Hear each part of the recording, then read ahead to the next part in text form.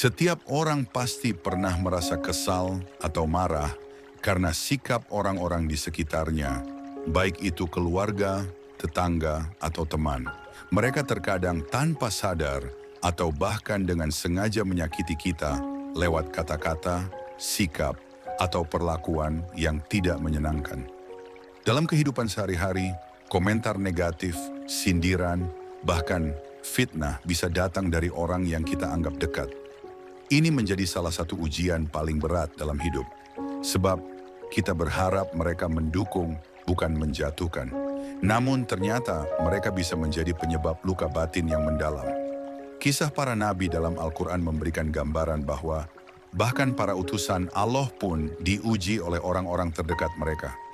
Maka tidak heran jika kita sebagai manusia biasa pun mengalami hal yang serupa. Ini bukan semata-mata cobaan tanpa makna, tetapi ujian untuk melihat sejauh mana kesabaran, keimanan, dan kelapangan hati kita dalam menghadapi cobaan. Bayangkan bagaimana perasaan Nabi Yusuf ketika ia dilemparkan ke dalam sumur oleh saudara-saudaranya sendiri. Hanya karena rasa iri, mereka tega membuang dan menjualnya sebagai budak. Meski begitu, Nabi Yusuf tidak pernah menyimpan dendam. Ketika Allah mengangkat derajatnya sebagai penguasa Mesir, ia tetap memaafkan saudara-saudaranya. Kisah ini mengajarkan kita bahwa kesabaran dan pemaafan adalah jalan terbaik menghadapi kebencian dari orang dekat. Begitu pula Rasulullah yang tetap bersabar meski dicaci maki oleh kaum dan bahkan keluarga sendiri seperti Abu Lahab. Dari kisah-kisah tersebut kita belajar bahwa reaksi terbaik bukanlah membalas, melainkan bersabar. Untuk kamu yang baru menonton, jangan lupa untuk subscribe channel ini dan tinggalkan komentar tentang pengalamanmu menghadapi orang-orang menyebalkan di sekitarmu. Siapa tahu kisahmu bisa jadi inspirasi untuk yang lain juga. Islam tidak menjanjikan hidup tanpa ujian. Dalam Al-Quran, Allah jelas menyebutkan bahwa kita akan diuji dengan berbagai bentuk kesulitan, termasuk dari orang-orang di sekitar kita. Surat Al-Baqarah ayat 155 menyatakan, "Dan sungguh kami akan menguji kamu dengan sedikit ketakutan, kelaparan, kekurangan harta, jiwa dan buah-buahan. Dan sampaikanlah kabar gembira kepada orang-orang yang sabar." Dari ayat ini kita tahu bahwa gangguan dari orang sekitar, seperti ucapan menyakitkan atau perlakuan buruk, adalah bagian dari ujian itu. Allah ingin melihat bagaimana kita menanggapi hal-hal tersebut.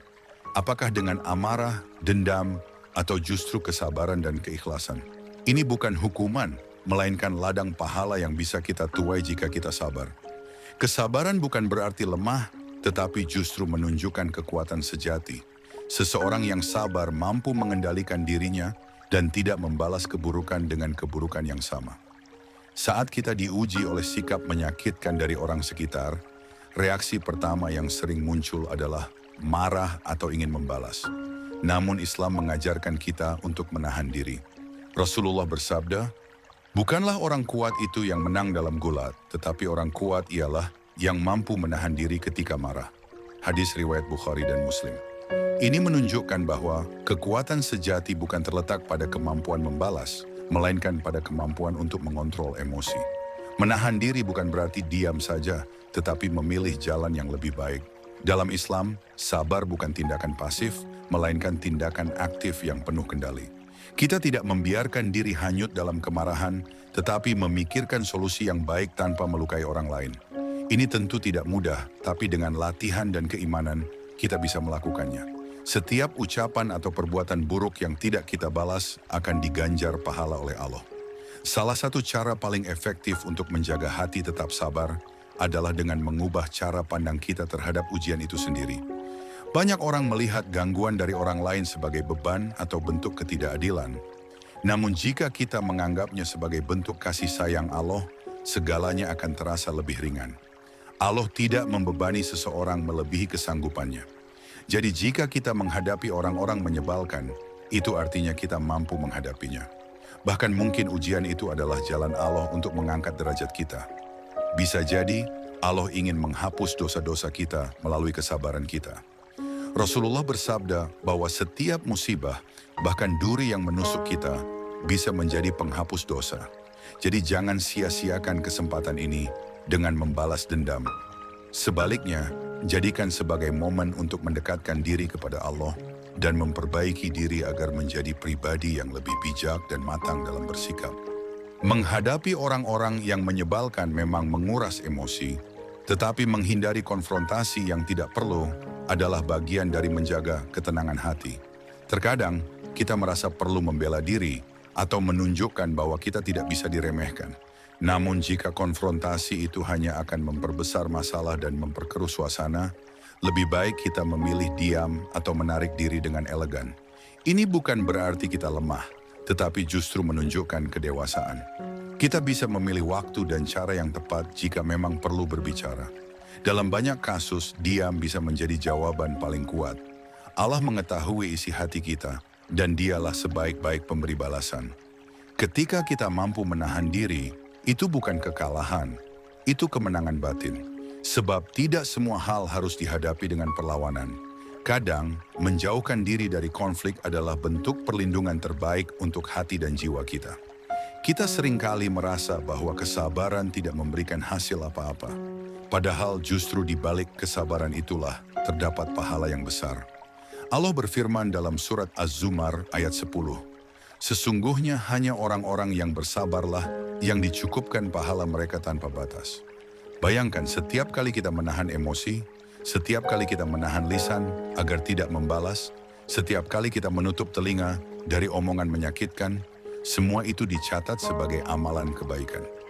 Pahala tanpa batas itu bukan sekadar janji, tapi bentuk keadilan Allah yang luar biasa. Seringkali kita tidak melihat balasan langsung di dunia, tetapi yakinlah bahwa Allah tidak pernah lalai. Kesabaran yang kita tanam akan berbuah manis, cepat atau lambat. Maka jangan merasa rugi saat memilih bersabar. Justru itu adalah jalan menuju kebahagiaan, hakiki dan kedekatan dengan Allah yang tak ternilai harganya. Sebagai manusia, kita pasti pernah tergoda untuk membalas sikap buruk orang lain. Namun, penting untuk diingat bahwa membalas tidak akan membuat hati kita tenang.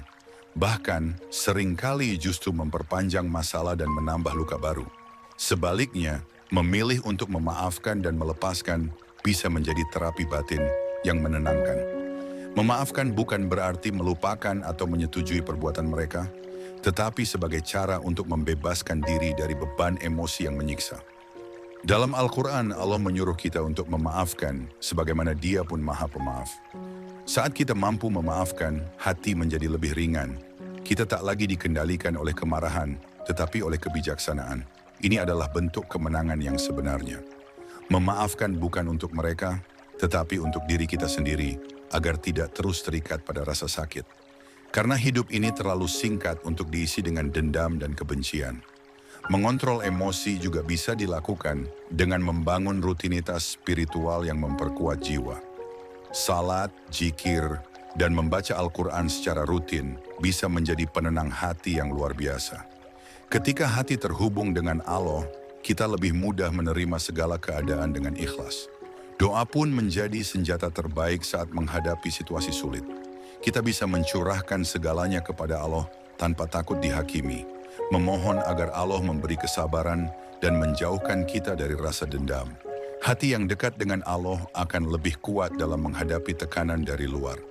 Rasulullah sendiri saat menghadapi tekanan dan hinaan dari kaumnya, beliau memilih untuk mengadu kepada Allah. Ini menunjukkan bahwa jalan terbaik bukanlah mencari pembenaran dari manusia, tapi dari Sang Pencipta.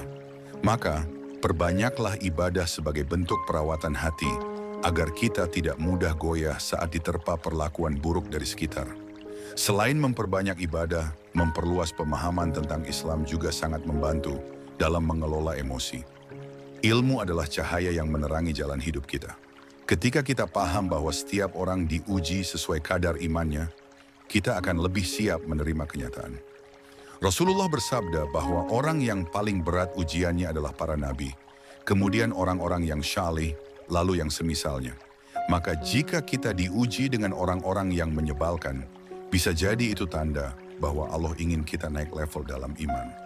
Belajar dari sirah nabawiyah atau kisah para sahabat bisa memberikan inspirasi dan keteladanan dalam menyikapi orang lain. Dengan ilmu, kita tidak hanya tahu cara bersikap, tapi juga mengapa kita harus bersikap seperti itu. Ini akan menguatkan hati dan menjaga kita dari tindakan yang merugikan diri sendiri. Ilmu menjadi benteng dari nafsu dan cahaya dalam menghadapi ujian kehidupan. Lingkungan juga berperan penting dalam membentuk cara kita menghadapi konflik. Jika kita dikelilingi oleh orang-orang yang positif dan sabar, kita akan terbawa menjadi pribadi yang tenang dan bijaksana. Namun jika kita berada di tengah orang-orang yang suka membalas, memaki, atau menyulut emosi, kita pun bisa ikut terbakar. Oleh karena itu, penting untuk memilih lingkungan yang sehat secara spiritual dan emosional. Pilih teman-teman yang bisa mengingatkan kita untuk sabar, bukan malah menyulut amarah. Bergabung dalam komunitas yang positif, seperti majelis taklim atau forum kajian Islam, juga bisa menjadi penyejuk hati. Di sana kita bisa berbagi cerita, mendengar nasihat, dan mendapatkan semangat untuk terus bersabar. Ingat, kita adalah cerminan dari siapa kita berteman. Maka jika kita ingin hati yang sabar dan tenang, dekatilah orang-orang yang juga menjaga hatinya dari kebencian dan dendam. Ketika kita berada dalam situasi yang menekan karena perilaku orang lain, penting untuk tetap menjaga komunikasi dengan cara yang baik. Jika kita harus menyampaikan keberatan atau rasa sakit hati, lakukan dengan tenang dan sopan. Hindari kata-kata yang menyakitkan atau menyindir. Rasulullah adalah teladan terbaik dalam komunikasi. Beliau berbicara dengan lembut, bahkan kepada musuh sekalipun. Belajar berbicara dari hati, bukan dari emosi. Sampaikan maksud kita dengan jujur, namun tidak menyudutkan. Kadang orang menyakiti kita tanpa sadar, dan ketika disampaikan dengan cara yang baik, mereka akan menyadarinya. Jika pun tidak berubah, setidaknya kita sudah berusaha dengan cara yang terbaik. Jangan biarkan lisan kita menjadi sumber masalah baru. Kata-kata yang keluar dari emosi hanya akan melukai lebih dalam. Tapi kata-kata yang keluar dari kebijaksanaan akan menyembuhkan dan memberi ketenangan. Bersabar bukan berarti membiarkan diri terus-menerus disakiti. Islam juga mengajarkan kita untuk menjaga harga diri. Jika gangguan yang kita terima sudah melewati batas, kita diperbolehkan untuk menjaga jarak atau bahkan memutuskan hubungan sementara, selama tidak menimbulkan keburukan yang lebih besar. Dalam kondisi seperti ini, kita tetap harus menjaga adab. Putus hubungan bukan dengan dendam, tetapi karena menjaga diri adalah kewajiban. Jika terus berinteraksi dengan orang yang toksik hanya membuat iman kita goyah, menjauh bisa menjadi solusi. Namun tetap doakan mereka, karena boleh jadi suatu hari mereka berubah. Menjauh bukan berarti membenci, tapi bentuk ikhtiar menjaga diri. Kita tidak bisa mengontrol orang lain, tapi kita bisa mengontrol siapa yang kita izinkan masuk dalam hidup kita. Ini adalah bagian dari menjaga kesehatan mental dan spiritual, agar kita tetap stabil dan tidak tenggelam dalam luka yang terus bertambah. Seringkali, orang-orang menyebalkan muncul dalam kehidupan kita bukan tanpa alasan. Bisa jadi Allah sengaja menghadirkan mereka untuk mengajari kita sesuatu yang tidak bisa kita pelajari lewat buku, kesabaran, pengendalian diri, dan keikhlasan. Allah mendidik kita bukan hanya dengan teori, tapi dengan praktik langsung melalui interaksi sehari-hari. Jadi saat kita merasa tertekan oleh sikap seseorang, coba ubah perspektif. Apa yang Allah ingin aku pelajari dari ini? Dengan begitu kita bisa lebih jernih menilai situasi. Bahkan dalam Al-Quran, kisah-kisah para nabi penuh dengan konflik keluarga, teman, dan masyarakat. Tapi Allah selalu memberikan jalan keluar dan pertolongan pada waktunya. Maka bersabarlah, karena ujian ini hanyalah bagian dari proses pembentukan jiwa. Ibarat logam yang ditempa agar kuat, jiwa kita pun harus diuji agar bisa bersinar. Setiap orang yang sabar, Allah janjikan ganjaran luar biasa. Bukan hanya di dunia, tapi lebih utama di akhirat kelak. Penting juga untuk menyadari bahwa tidak semua hal harus kita tanggapi secara emosional. Kadang orang menyebalkan bukan karena benci, tapi karena mereka sendiri sedang bermasalah. Mungkin mereka iri, lelah, kecewa, atau merasa tidak cukup dihargai. Saat kita memahami ini, hati akan lebih mudah menerima dan tidak terbakar emosi. Alih-alih membalas, kita bisa mencoba mendoakan mereka. Doa adalah senjata hati yang paling lembut, namun sangat kuat. Rasulullah sendiri, ketika dilempari batu oleh penduduk Taif, malah mendoakan mereka agar mendapat hidayah. Sungguh luar biasa tingkat kesabaran beliau. Maka kita pun bisa meneladani meski tentu tidak mudah. Tapi dengan latihan, kita bisa menumbuhkan empati dan memperkuat mental. Tidak semua perlawanan harus dengan konfrontasi. Kadang, dengan memahami dan mendoakan, justru kita menang tanpa pertarungan. Hati kita tetap tenang, iman kita tetap utuh, dan jiwa kita tetap bersih dari dendam yang merusak. Saat kita diuji dengan sikap buruk orang lain, penting juga untuk tidak menyalahkan diri sendiri secara berlebihan. Terkadang kita berpikir, apa aku salah? Apa aku memang pantas diperlakukan seperti ini? Perasaan seperti itu bisa membuat kita makin terpuruk dan hilang arah. Ingat, ujian bukan berarti kita buruk, tapi bisa jadi karena Allah tahu kita kuat dan mampu melewatinya. Rasulullah pun orang terbaik di muka bumi, tapi tetap dihina, dicaci, dan disakiti. Jadi jangan ukur diri berdasarkan perlakuan orang. Nilai kita di sisi Allah jauh lebih penting. Fokuslah untuk memperbaiki diri, bukan untuk menyenangkan semua orang. Tak semua orang akan memahami niat baik kita, dan itu tidak apa-apa. Kita hanya perlu memastikan bahwa hati tetap bersih, niat tetap lurus, dan langkah tetap di jalan Allah. Karena pada akhirnya, yang menilai kita bukan manusia, tapi Allah yang maha mengetahui segalanya. Ada kalanya kita lelah karena terus bersabar. Wajar, kita manusia biasa, bukan malaikat. Namun penting untuk mengisi ulang semangat dengan mengingat kembali tujuan hidup kita. Kita hidup bukan untuk menyenangkan semua orang, tapi untuk mencari ridha Allah.